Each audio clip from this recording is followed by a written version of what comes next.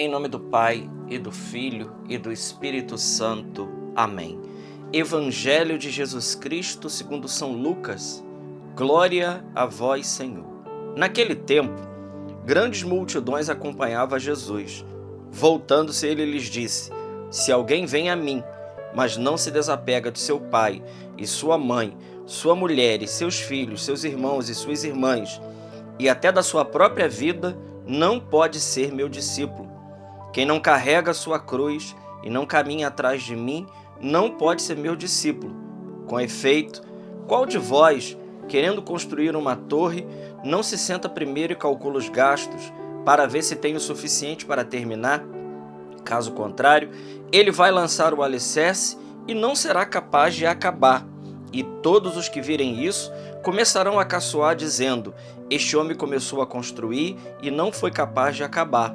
Ou ainda, qual rei que ao sair para guerrear com outro, não se senta primeiro e examina bem se com 10.000 homens poderá enfrentar o outro que marcha contra ele com 20.000? Se ele vê que não pode, enquanto o outro rei ainda está longe, envia mensageiros para negociar as condições de paz. Do mesmo modo, portanto, qualquer um de vós, se não renunciar a tudo que tem, não pode ser meu discípulo. Palavra da salvação. Glória a vós, Senhor. Meus irmãos, nesta quarta-feira, dia 6, nós estamos aqui diante de um evangelho, São Lucas, capítulo 14, versículos de 25 a 33.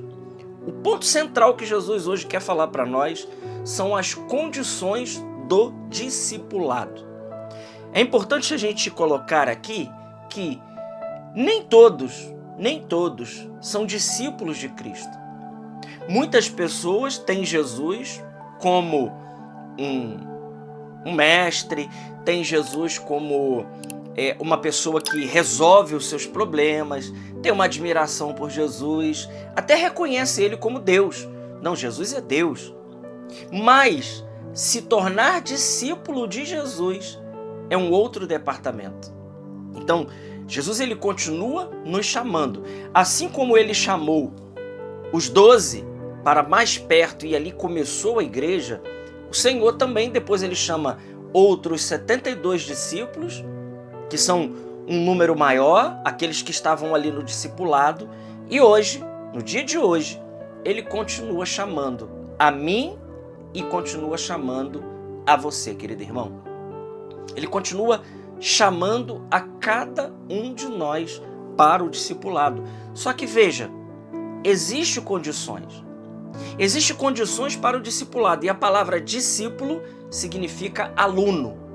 Aquele que aprende do mestre. Aquele que está dia e noite aos pés do mestre. E tudo aquilo que o mestre coloca como verdade, tudo aquilo que o mestre coloca como realidade, isso então é o que faz parte do discípulo. Mas veja, a condição para o discipulado, a primeira condição é, sem dúvida alguma, a renúncia e o desapego. De quê? De tudo. De tudo. E Jesus ele vai no cerne da questão, porque ele sabe que existem laços, existem ligações que nós fazemos aqui nesse mundo que pode ser um empecilho para o apostolado, para o discipulado. Jesus coloca assim coisas muito importantes como pai, mãe, filho, filha, irmão, irmã, e Jesus vai ao extremo de dizer que até da própria vida. Em outra palavra, Jesus disse: aquele que quer salvar a sua vida vai perder, mas aquele que perde a sua vida por causa de mim e do Evangelho, esse vai encontrar a sua vida. Então veja, meus irmãos, a condição principal para o discipulado é renúncia e desprendimento. Renúncia na aceitação da cruz de cada dia. A cruz que, veja, Nós não somos masoquistas, nós não buscamos por nós mesmos o sofrimento, mas quando a cruz se apresenta diante da nossa vida, nós então abraçamos ela com amor. Mas veja, a coisa mais difícil para cada um de nós, sem dúvida alguma, é renunciar a nós mesmos. É renunciar à nossa vontade, é renunciar aos nossos gostos para fazer a vontade de Deus. Sem dúvida alguma, aqui está o grande problema. E é lutar contra a carne, lutar contra nós mesmos. Em certa passagem, Jesus diz: se vocês não renunciar a vocês mesmos, tomar a sua cruz, vocês não conseguem vir atrás de mim. Então é isso. Se trata disso. Se trata de renunciar para experimentar a Deus na integralidade da fé. É aquilo que São João da Cruz, ele coloca com toda clareza. Por isso eu gosto muito de São João da Cruz, porque São João da Cruz ele é o doutor do tudo e do nada. Ou seja, ele renunciou ao tudo que é colocado como tudo desse mundo, que para ele se torna nada, para poder ganhar o tudo verdadeiro que é Deus. Santa Teresa d'Ávila, certa vez ela disse: Deus, ele não se dará todo àqueles que não se derem todo a ele. E aqui está o grande problema de entrar no discipulado de Cristo. É exatamente se dar a Deus em partes.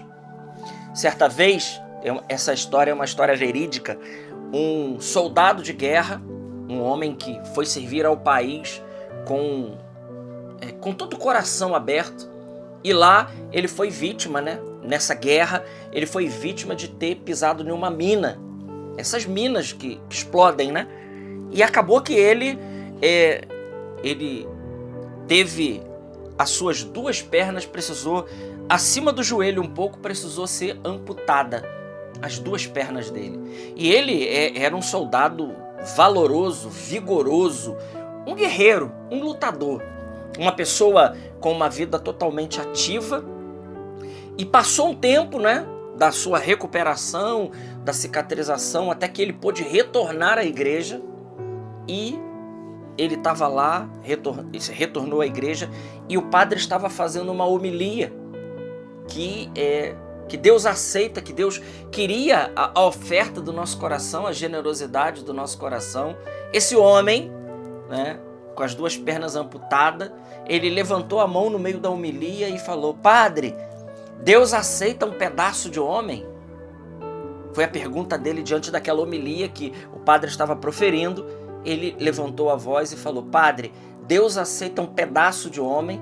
E o padre, com toda a sabedoria do Espírito Santo, o padre disse: Meu filho, Deus aceita um pedaço de homem que se entrega por inteiro, mas ele não quer um homem inteiro que se entrega em pedaços, em partes. Olha que coisa maravilhosa. Vou repetir a palavra desse padre inspirada. Deus, ele aceita um pedaço de homem que se entrega por inteiro, mas ele não aceita um homem inteiro que se entrega em pedaços. Ou seja, é preciso dar tudo. É preciso se entregar todo. Quantas situações, meu irmão, minha irmã, quantas situações nos impedem de viver o apostolado de Cristo?